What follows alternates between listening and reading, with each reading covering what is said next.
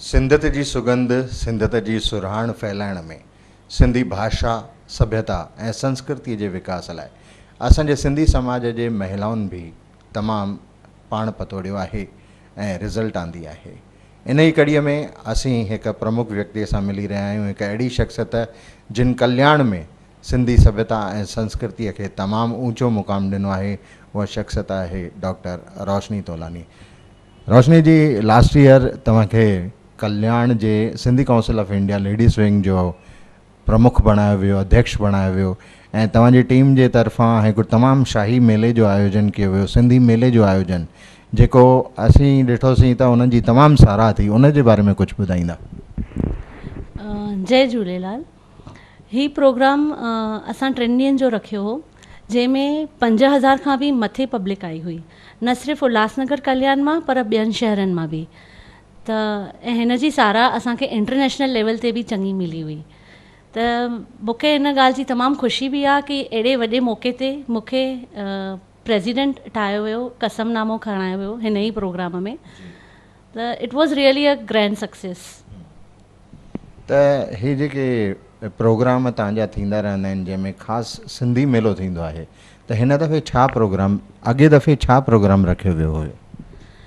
Last time असां जेको programme रखियो हुन में संगीत हुया, सिंधी खाधो हुयो, नृत्य हुयो, इन तरीक़े सां अलॻि अलॻि माना मनोरंजन करण जा घणेई रखिया हुयासीं।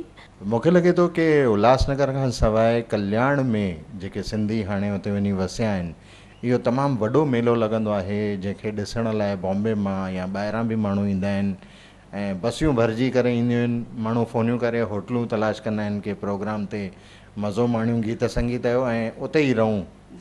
त हिन दफ़े तव्हांजी छा प्लानिंग आहे? हिन दफ़े जेको 13, 14 ऐं 15 तारीख़ कल्याण में तव्हां प्रोग्राम रखियो आहे, उन जी छा रूपरेखा आहे? हिन दफ़े असांजे प्रोग्राम में असां जेके अपकमिंग टैलेंट आहिनि, यंगस्टर्स आहिनि, उन्हनि खे इन प्रोग्राम में असां परफॉर्म करण जो चांस ॾिनो आहे। जेको चई सघिजे थो असांजो जेको मक़सदु आहे कि न्यू जनरेशन जेको सिंधी नथो ॻाल्हाए, त हुननि लाइ असांखे कुझु करिणो आहे, असांजी सिंधियत खे ख़तमु न थियणु ॾियणो आहे। त उन्हनि जे लाइ असांखे कुझु करिणो आहे। उन्हनि खे ई असां हिन दफ़े चांस ॾिनो आहे त हू अची करे स्टेज ते परफॉर्म कनि ऐं असांजी सिंधियत खे बरक़रार रखनि। त हिन दफ़े कहिड़नि अहिड़नि अपकमिंग आर्टिस्ट खे तव्हां घुरायो आहे?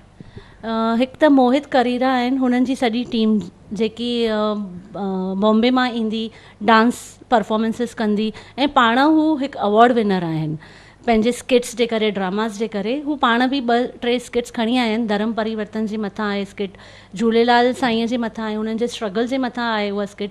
त चङनि माण्हुनि खे जेकी कान्हे की नॉलेज कि कीअं छा छा प्रॉब्लम्स झूलेलाल साईं फेस कया हुया, तॾहिं हुन जे बारे में उन्हनि खे ख़बर पवंदी। ऐं धर्म परिवर्तन जे मथां जेके अॼुकल्ह इशूज़ हलनि वेठा, उन ते थोरो स्किट में ॾेखारियो वेंदो। अच्छा, असां त ईअं बि ॿुधो आहे कि इन सिंधी मेले में जेको तव्हां चेट जो सिंधी मेलो कार्यक्रम आयोजित कयो आहे, उन में कवि सम्मेलन जो बि पहिरियों दफ़ो आयोजन थी रहियो आहे ऐं कॉमेडी पिणु थींदी। जी बिल्कुलु। कवि सम्मेलन लाइ असांजा सिंधु यूथ सर्कल जेके उल्हासनगर में आहिनि, उन्हनि जे तरफ़ां ईंदा ऐं हू पेश कंदा सिंधी सम्मेलन।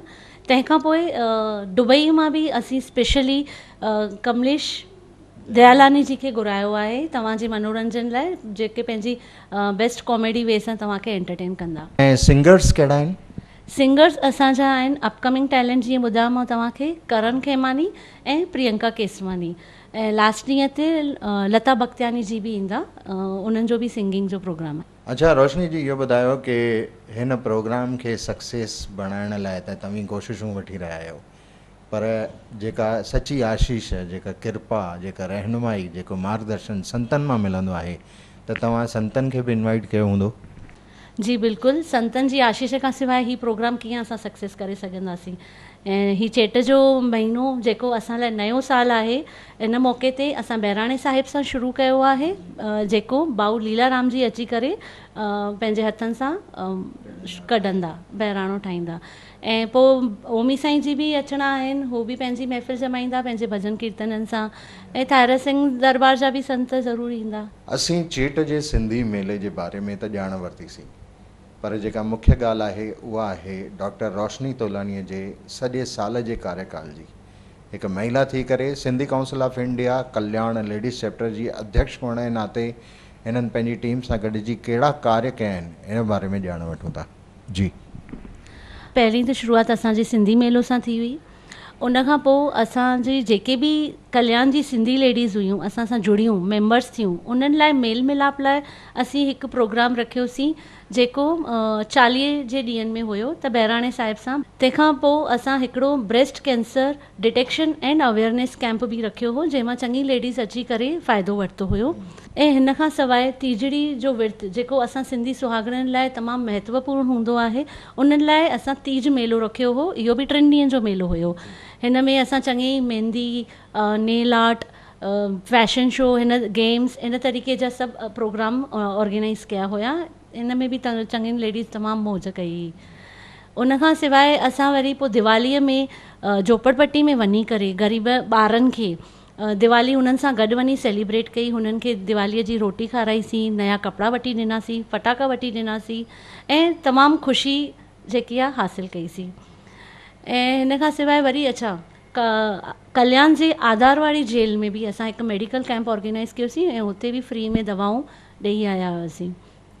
पोइ थधिनि जे ॾींहं में डिसंबर में जेके वीचारा रोड साइड ते सुम्हनि था या रेलवे स्टेशन जे ब्रिजिस ते सुम्हनि था, उन्हनि खे बि वञी करे असां ब्लैंकेट डिस्ट्रीब्यूट करे आया हुआसीं। गुरु नानक देव जे 6टीअ जे मौक़े ते सुखमणी साहिब जो पाठ करायो हो। ऐं हाणे वेझड़ाईअ में असां सिंधी नाटक जो आयोजन बि कयो होसीं, जंहिंजी ख़ासियत इहा हुई कि उन जी टिकट सभु माण्हू ख़रीद करे आया हुया। 850 टिकटूं असां विकिणी हुईसीं। हर को पंहिंजे पैसा भरे करे हिन प्रोग्राम खे ॾिसणु आयो ऐं लास्ट ताईं वेही करे हिकदमि इंजॉय करे सभु विया। ऐं हिन जो क्रेडिट जेको असां जेतिरा बि प्रोग्राम्स हिन सॼे साल में कयासीं, डोनेशन कैंप्स हुया, चाहे मेला हुया, चाहे बहिराणा साहिब या सुखमनी, सभिनी में मुंहिंजो साथ ॾियण लाइ में मुंहिंजी सॼी टीम गॾु हुई। त मां हुननि सभिनी जी बि शुक्रगुज़ार आहियां जंहिं हिन सभिनी प्रोग्रामनि खे सक्सेसफुल करण में मूंसां गॾु गॾु कंधे सां कंधो मिलाए हलियूं।